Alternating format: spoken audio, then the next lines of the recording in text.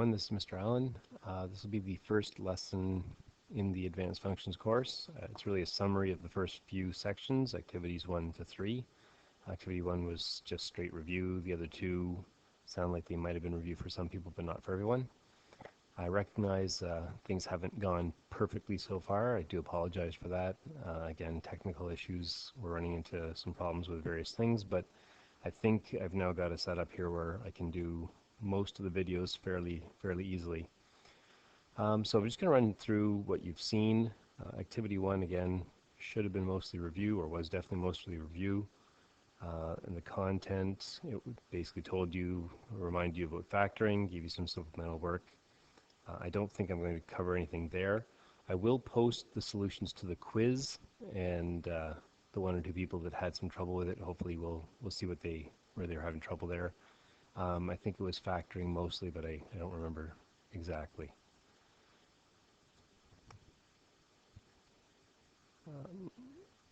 Activities 2 and 3 really kind of blended most of the content. Activity 2 had the worksheet. Oh, I meant to download this. I did.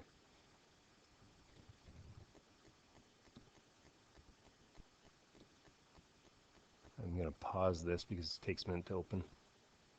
Okay, I'm back. I loaded this up into Smart Notebook so I could actually write on it. Just going to go through it really fast again. You've seen it, and hopefully the solutions are online if you didn't happen to get there. The key here was just, again, mostly review stuff, but if you needed to remind yourself what things looked like, you could use some graphing software, and I'll get to that in just a moment. Unfortunately, we don't have all the programs that the ministry was sort of suggesting or that were written into the course codes. So we'll just use some stuff online. It should be fine. Obviously, all we're looking at here is we have a parabola. Scroll down. One key here, of course, is if any of these words don't seem to make sense to you, then make sure you ask about those. It is a review assignment with the idea that just if there's something there that isn't too clear, you ask about it, but otherwise you should be fine, or hopefully you're fine. I'm not saying you should be. And of course, as you go through them, they take you through a variety of different things that you probably have seen, may not have. If you haven't, then of course you can either plot them to sort of figure it out, or again, the suggestion is you should be able to use the graphing software. So just sort of a quick reminder. I know sometimes we don't think this far back, but the very first time you graphed something, you started with this and said, well, if I don't know what I can do, what else to do, I guess I'll just plug in a value. When x is 0, y is 1. When x is 1, y is 2. X is 2, y is 4. And you sort of see that you end up with something that eventually kind of does this. And that was poorly done. Doesn't ever cross the x-axis is the key here. This can't be 0, so really it should have been slightly above where it was. A little bit of an issue for me with alignment, I guess, on the smartboard, but anyway, you get the idea. Again, if there's anything there you're not sure of, the solutions were on the page as well, wherever the page is now. So the solutions are right here, and when you open them up, they have all the answers in them. So the domain, this is how the domain looks, the range, I guess I don't need that. And apparently the graphs themselves were not in there. So again, if you needed to, punch them in online and you'll get a look at them. So that leads us to sort of a few other options here. I've graphed, actually I'll come back to that.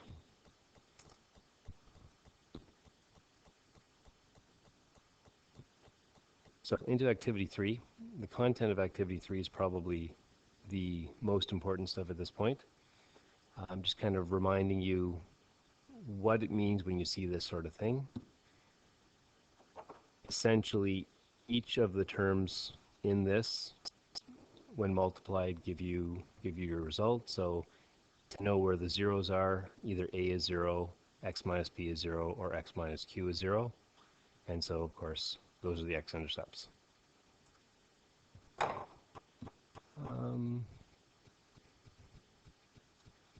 X-intercepts again, degree, just a definition.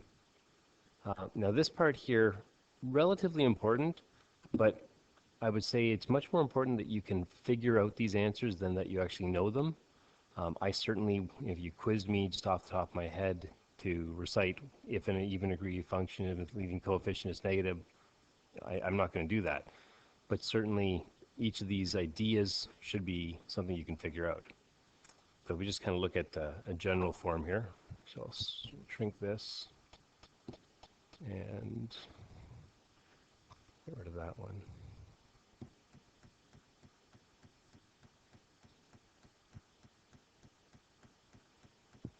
Wow, sorry about this. Okay, so just looking at an example here. Example similar to the one down at the bottom.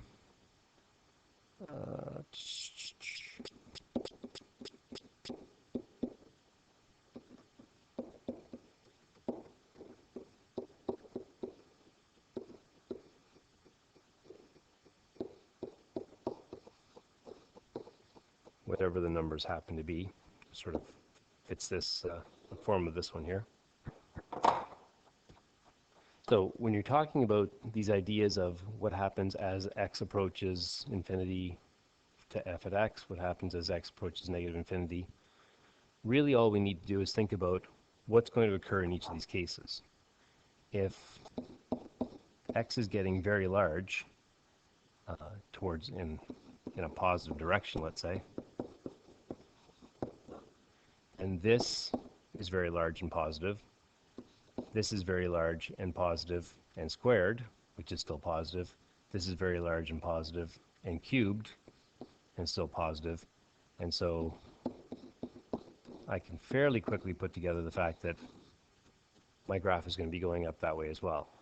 And what that means is when I look at the graph, I don't know exactly where, but somewhere on the end it's going to head up in this direction. By the exact same argument, if we look at what happens when we deal with negative infinity, or heading towards the negative values, this becomes negative, this becomes negative, but then squared, so positive. This is negative and cubed and still negative. And so we end up with a negative term, a positive term, and a negative term. And of course, what that means is my f at x value will still go towards positive infinity.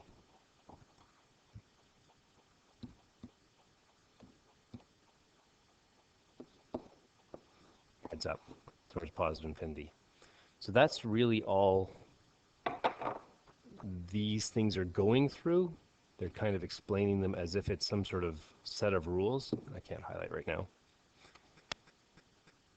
As if this is some kind of set of rules, but really it's just something that I'm hoping you can think through. If I have an even degree, if I have an odd degree, we don't have to worry about that so much as just looking at a specific example. Here I have, or in the example we did over here, we have an exponent of 1 on the first term, an exponent of 2, and an exponent of 3. And so if we did multiply this all out, our largest term, our first term, is going to be x to the 6th. And then we're going to have a lot of other stuff that's really not that important. The x to the 6th is going to be much larger as we hit the ends of the graph than all the rest of these things combined. And so it's the one that will determine whether we're going positive or negative overall. Quite simply, the y-intercept occurs. Okay, so now basically at the end here, it just takes you through graphing one of these. And No, I won't go through it too extensively, but of course, x-intercepts, I can't write on that board. X-intercepts occur when this x minus 2, when x plus 2 goes to 0, so x is negative 2 in that case. When x plus 1 goes to 0, when x minus 1 goes to 0, and x is positive 1. So those become our two 0 values. As far as the y-intercept goes, basically we're just looking at plugging in the 0 and calculating the value, and then sort of going through some of the logic we just discussed. We can determine that we're going down this way, up this way, and what happens at the zeros is determined by the exponent. So here we have a cubic section of the graph. Here we have a quadratic section of the graph. So this section looks cubic, this section looks quadratic. And then, of course, there's sort of some key points here that actually come up in calculus more than in functions. And they're where the graph goes from one section to the next, if you will. And of course, right here, I put in red just recently. The actual positions of those don't matter to us this time. It's something we will work on in calculus next semester. For now, if you did really want to know, your best bet is probably just to go into some sort of graphing program and let's see, zoom in to the point where, oops, that's zooming out.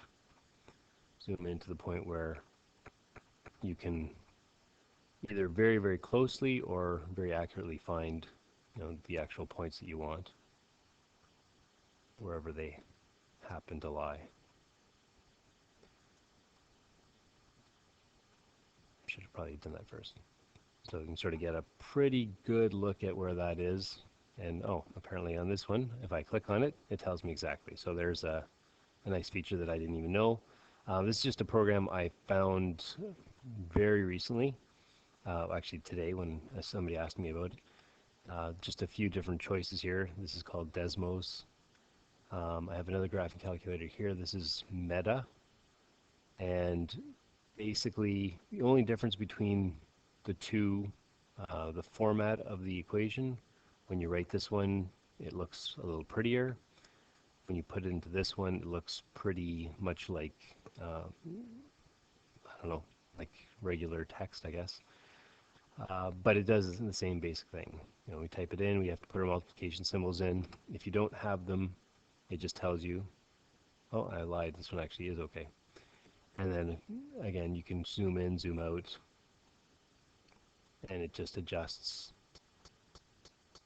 Not the prettiest graph until you start zooming in, and it starts to look okay. And again, same idea. Hopefully we can zoom in to the point where we get an idea what we're looking at. In this case, I guess this one doesn't allow me to click and trace, but I haven't looked at it enough. Maybe that option is somewhere else. Plot points. Nope, intersections. I have to have two equations. The third one here is a fairly popular one. I have this on my phone. I have it on my iPad. If you have one of those options, I think it's $1.99. It's a very nice one, and I do recommend if you had something, if you needed something handheld, then that would be an option. There are free ones as well, free graphing calculators that work just fine. This one's a little bit more than graphing calculator. Put in an equation, and this is the website, of course, but there is an app that does the same thing, and it just plots it on a couple of different scales. If you enable interactivity, you can make some changes to it. I'm not going to. It's a little slow on this machine. You can see sort of how the graph looks on the scaling that they gave you. Right? You can change the scale here. On a bigger scale, of course, it loses some of its accuracy. And then there's a lot of other stuff that expanded out looks like this. It doesn't seem right. X cubed and x squared. Interesting. Oh, okay, sorry. This is expanded, and then I'll move to the one side. So here's the expanded form right here. Messed me up for a second. And then there's other stuff that I may not even understand. But anyways, just a few kind of interesting programs there. I found all of those, so I knew Wolfram already, but I found the others by using this interesting tool called Google. You might have heard of it. And I just typed in best online graphing tool, and these were the first two or three that came up. Um, this was a site that had just a whole bunch of other ones. Just a guy that sort of wrote them down. And Desmos was on that actually. Wolfram's on it as well. A few others. I think he might even have something on here that can be downloaded for free. Um, I can't remember exactly, but you know, a simple Google search, and I was able to get several that I thought were pretty decent. Oh, I don't know what and so if you needed to actually find something, then that would be one option. So I'm going to stop there because I'm running pretty long, and I don't know how big these files will end up being.